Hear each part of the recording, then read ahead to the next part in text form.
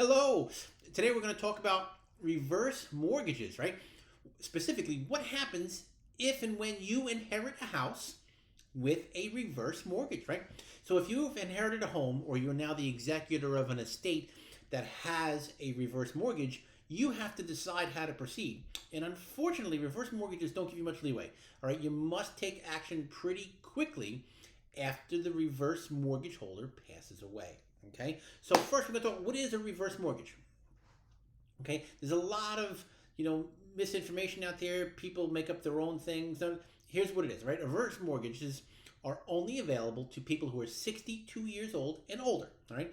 And they are a great way for older homeowners to maintain their standard of living, okay, by monetizing the equity that's built up in their home, right? So homeowners can take on a reverse mortgage in one of basically three ways. They can take a lump sum payment, okay, they can take monthly payments, or they can open up basically a line of credit against their home, okay? Basically, if someone is getting on in years 62, 63, 70, 75, right, and their pension is really small compared to cost of living because inflation is stealing all our money, right, and social security isn't enough, what are your choices? It may be like to sell your home and move to a smaller place far away, or move in with family, and or maybe get a job. You don't want to be doing that in your late 60s and 70s, especially if you have equity in your home. Many people at that age group, their home is already paid off. So why not take advantage of it? Maybe if you had more money, put away through the years, you wouldn't need to. But if you have to, it's really a good way to maintain your standard of living without having to get a job or move into someone's house, move with your children, move into a smaller condo. Okay, the amount of money available to be used in a reverse mortgage is dependent upon a number of factors, right? Including the age and value of the property, the prevailing interest rates, okay, and the age of the homeowner, right? The mortgage is not repaid until the last mortgagee, which is the last homeowner, has died or has vacated the home, right? So reverse mortgage, if you own a home, the mortgage company is giving you money. You're not paying anything back, okay? When you pass away, or if you leave the home to move somewhere else, now the mortgage company gets paid back the money that you lent, that they lent you. Okay, um, you know, they can sell the house, someone can buy it out, whatever the case may be. We'll talk about it in a minute.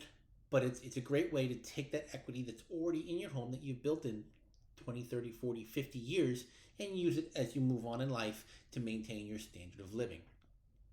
Okay, so now you've inherited a house with a reverse mortgage. Now what? Okay, if you are the executor of an estate or you have inherited a property, all right, on which there's a reverse mortgage, you have three choices to make, all right? But like I said before, don't wait. You have a limited amount of time to make these decisions, okay? So after a mortgagee dies, you have 6 months to decide what to do with the property and to liquidate it, and then they come in and foreclose on it. Okay, you can apply for a 6 months extension so you can get up to 12 months. But after that, the bank comes in and just takes the home back. Okay, you don't want that to happen. You want to do it on your terms. All right, so your three choices are: you can keep the property and pay off the mortgage balance with other estate funds. Chances are, if there were a lot of other estate funds, they wouldn't have taken the reverse mortgage in the first place. Okay, but not in every case, right? So you can pay off the mortgage balance with other estate funds and then keep the home. All right, you can keep the property by paying off the reverse mortgage with a traditional mortgage, right? Let's just say you inherited your parents' house and it has a reverse mortgage on it, and you're mortgage eligible. You can go get a mortgage and buy the house, right? Or you can sell the property and pay off the reverse mortgage with the proceeds, right? So that is the most common disposition.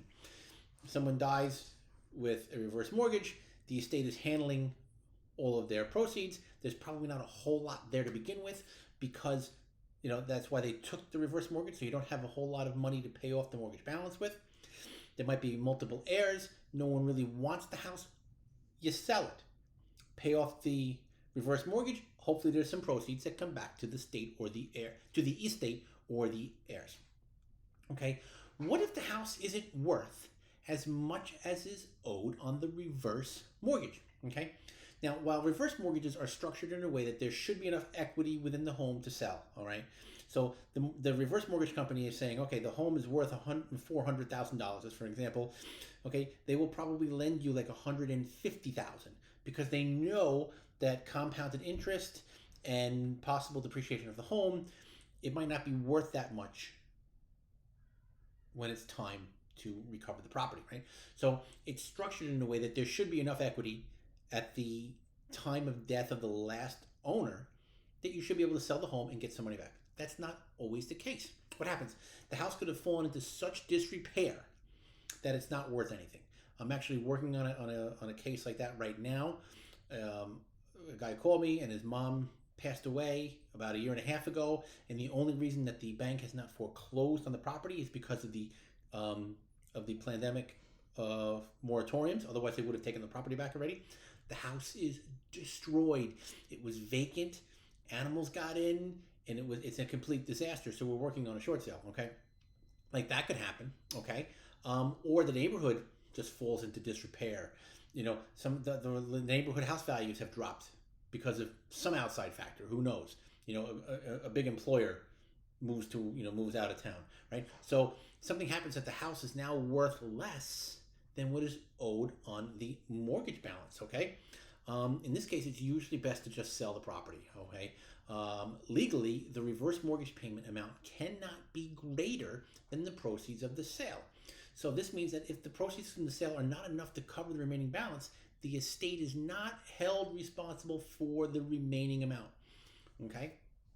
So a question that gets asked a lot, I've had this twice this week, all right, are heirs responsible for reverse mortgage debt? And like I just said, no. The heirs and/or estate of a deceased reverse mortgage holder are responsible for repaying the mortgage balance, okay? But it extends only as far as the value of the property. So let's take, for example, a reverse mortgage balance of $150,000 on a house, okay? But because it's in a neighborhood where house values have fallen and the home is in disrepair, the house is only worth, say, $125,000, right? So if the house were to sell for $125,000, there's still a $25,000 remaining balance owed to the reverse mortgage company. The estate is not held responsible for that remaining balance. Okay. So if are heirs responsible for reverse mortgage debt? Only to the extent of the value of the home. Right. Such a case like this, though, is referred to as basically as a short sale, and it's not automatic. Okay. The mortgage lender wants their full debt repaid. Okay, and any short sale like that has to be negotiated at first. Okay, but it will happen. If you're in this situation, the agents and investors here at Academy Home Buyers, all right, we've partnered with professional short sale negotiators. This is all they do. They'll walk you through the process from beginning to end and take that stress of dealing with the home off of your shoulders. Okay, they'll negotiate it right, and that's whether you're going to sell it to an agent, or to a cash buyer, doesn't matter. Give us a call. I'll put you in contact with those short sale negotiators, and they make your life easier, and they negotiate their fee with the bank. It doesn't come out of your money. Okay. So if you're in that situation, don't wait. Like I said, you have 6 months to maybe a year if you ask for that extension to handle all of these things. Another question I get asked is, can a family member take over a reverse mortgage? All right. And the short answer is no. Okay, reverse mortgages are not assumable. Most mortgages now are not assumable, but you might be able to negotiate some form of assumption, right? Reverse mortgages are not assumable and must be repaid within 6 months of the death of the last mortgagee, right? If a family member wants to keep the home, they have to buy it from the estate as stated above, right? You have to either pay cash for it or get a mortgage for it that'll enough to pay off the remaining balance of the reverse mortgage. Okay, in that way you can keep the home. In many ways, that's the best way to keep your family wealth, is to keep that home in the family. So if you can pay off the mortgage and keep it, either let someone else in the family live in it or turn it into a rental, that's a great thing. Give us a call here. We can help you with that. Okay. If you have any questions at all about short sales, about reverse mortgages, about selling your home, give us a call, shoot us a text. Below this video, somewhere on this video, is always a contact button. You can put your information in and we'll call you right back. All right. Until next time, have a great day.